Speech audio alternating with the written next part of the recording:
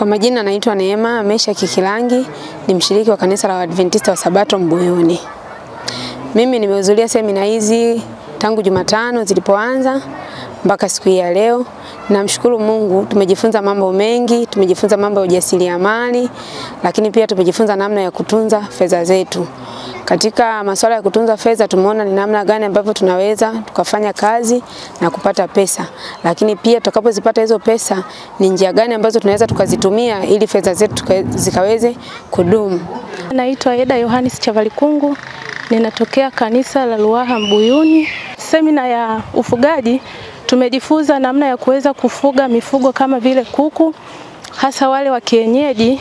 Tumejifunza kwamba kumbe ufugaji wetu wa kuku tunaotumia hatutumii ufugaji sahihi, kwa sababu tunapokuwa na wale kuku ndani ya nyumba zetu tunafuga nao kwa namna ya kuishi nao na sio kuwafuga. Lakini pia mkufunzi akatufundisha namna sahihi ya kuweza kufuga kuku, akatupatia mfano kwamba tunaweza tukaanza na kuku 5 ambao hao kuku tunaweza tukawachagua kuwa kuku wazazi. Kwa majina naitwa Josia Onesmo Mdamu, ni mshiriki kutoka katika kanisa la Ruaha Mbuyuni lilopo karibu na mkoa wa Morogoro, japokuwa ni Iringa mwishoni. Na Mungu ametusaidia wiki hii kupata mafunzo ya semina juu ya uwakili, lakini pia juu ya ujasiriamali, na nina hakika kuna manufaa makubwa sana tutayapata. Hususan mimi katika kazi zangu za kilimo, ufugaji, nimepata elimu kubwa juu ya namna ambavyo ninaweza ngafanya kilimo changu, ninaweza ngafanya ufugaji wangu katika namna ya kisasa. Nina hakika elimu hii itakwenda kumsaidia kila mtu atakayeweza kuichukulia umaanani au kuthubutu katika kuitumia. Ninaamini kanisa langu mahalia watakuwa katika uchumi, na hivyo tutapelekea kazi ya Mungu kukua kwa kasi zaidi. Mungu atubariki. Tumefurahi na tumebarikiwa kwa kambi la uwakili ambao tumekuwa nalo toka Jumatano. Tukibarikiwa na masomo mengi juu ya uwakili, ya namna gani ambavyo tunapaswa kuwa mawakili wa mali ambazo Bwana ametupatia. Moja ya faida kubwa kabisa ambayo tumeipata ni kwamba Bwana ametupatia kuwa mawakili wa mali zake hapa duniani. Pamoja na hayo, Mungu wetu tumejifunza anatamani tuishi maisha ya kubarikiwa, kwamba kila mwanadamu ambaye anaishi chini ya uso wa dunia amempatia umiliki wa rasilimali ambazo tunazizunguka. Jina naitwa Robert Zenobi Anyelwisi. Mimi ni mkufunzi katika masomo ya ujasiriamali. Tumekuepo hapa Ruaha Mbuyuni ambapo tulikuwa na semina za uwakili na ujasiriamali. Hivyo nilikuwa ninasimamia kitengo cha ufugaji na kilimo. Kwa hiyo tumekuwa na masomo mengi ya kilimo na ufugaji ambayo watu wa ukanda huu wamebarikiwa, na kwa kweli tulikuwa na masomo mazuri na darasa lilikuwa zuri, na kutegemeana na watu ambao wako maeneo haya wamependa sana. Ni watu ambao wanalima. Ruaha Mbuyuni inafahamika kwa kulima na kufuga.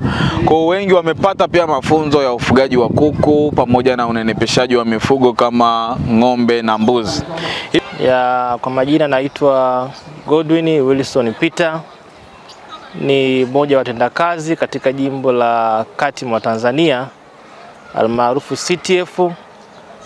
Nimekuwa nikitoa masomo mbalimbali ya elimu ya fedha na namna ya usimamizi wa mali za kanisa, lakini pia na mali binafsi za watu binafsi, ambapo katika usimamizi wa mali za kanisa tumekuwa tukiwaasa washiriki namna gani ya kutunza zile mali ambazo Bwana amewapatia kama viongozi wa kanisa, kama washiriki, zile mali ambazo kama kanisa inazimiliki, basi kuwe na namna nzuri ya kuweza kuzitunza na kuzihifadhi vizuri ili kufanya kazi ya Bwana ambayo imekusudiwa.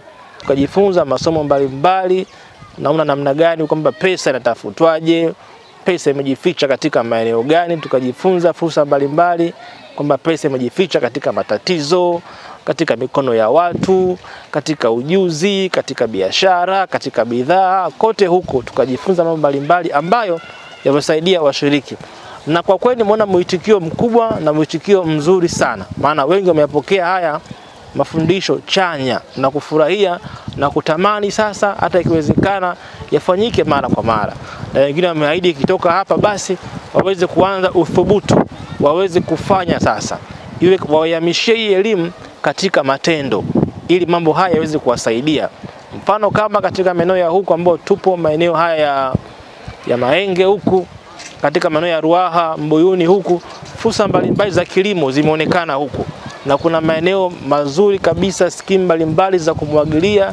Yote hayo tukawaelekeza kuwa kuna pesa imejificha huko. Kwa wanaweza kufanya shughuli zao kwa namna fulani na hatimaye kipato chao kikakua kwa namna moja au nyingine. Naitwa mchungaji Daniel Misana Mshola, mkurugenzi wa idara ya uwakili na maendeleo ya kanisa katika jimbo la Kati mwa Tanzania. Tunamshukuru Mungu, tumekuwa na mikutano ya makambi ya uwakili kadha wa kadha toka mwaka huu wa 2025 ulipoanza, na kwa juma hili tumekuwa katika mtaa wa Mahenge, mara ambapo tulikuwa na vituo vikubwa viwili. Kituo cha kwanza, kituo cha Ikokoto, kilichohusisha makanisa matatu: kanisa la Nazareti, kanisa la Ikokoto na kanisa la Mji Mwema.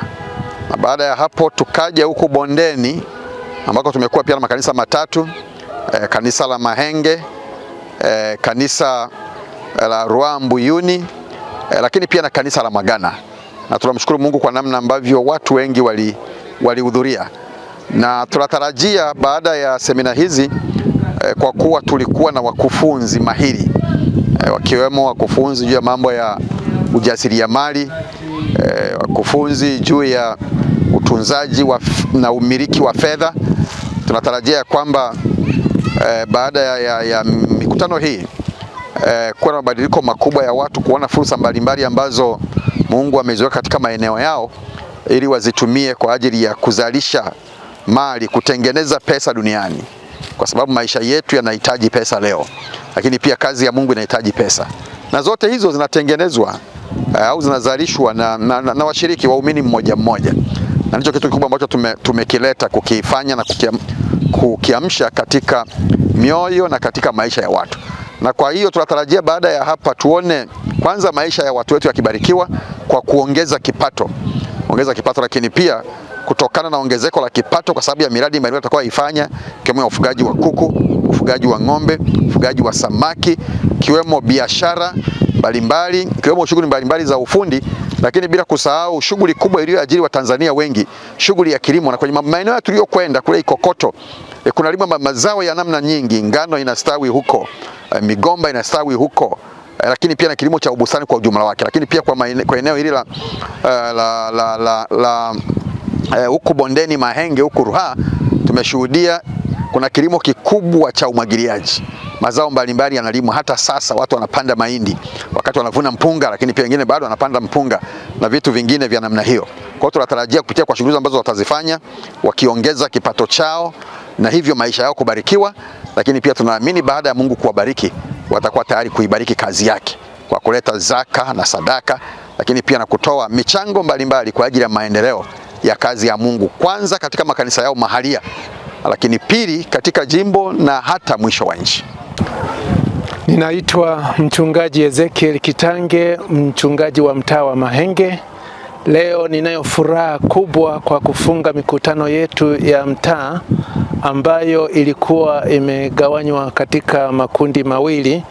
Tulianza Jumamosi Sabato iliyopita na ukanda wa Ikokoto, makanisa matatu yalikuwa yanakusanyika na yalifunga hiyo mikutano kwenye Jumanne.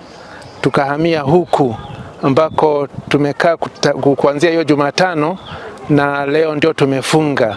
Kwa kweli nimefurahi na kubarikiwa na semina hizo, kwa sababu waliokuwa natoa hizo semina kwa kweli walilenga mahali penyewe, mahali ambako ni hitaji la mtaa. Tulifundishwa mambo ya uwakili, mambo ya ujasiriamali na kadhalika. Kwa hiyo Mungu atukuzwe.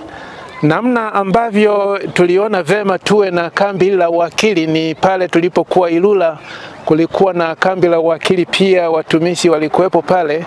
Basi nikaona mahudhurio ya watu wa mtaa wa Mahenge ni madhaifu, nikaona wasingeweza kukosa hizo kwa zinaendeshwa hapo. Kwa hiyo nikamwendea mchungaji Daniel Misana Mshola kumuuliza kwamba inawezekana, kumbe naye alikuwa anawaza kuja Mahenge. Sasa nikaona kwamba huo ni mpango wa Mungu, tukapanga kwamba waweze kufika huku.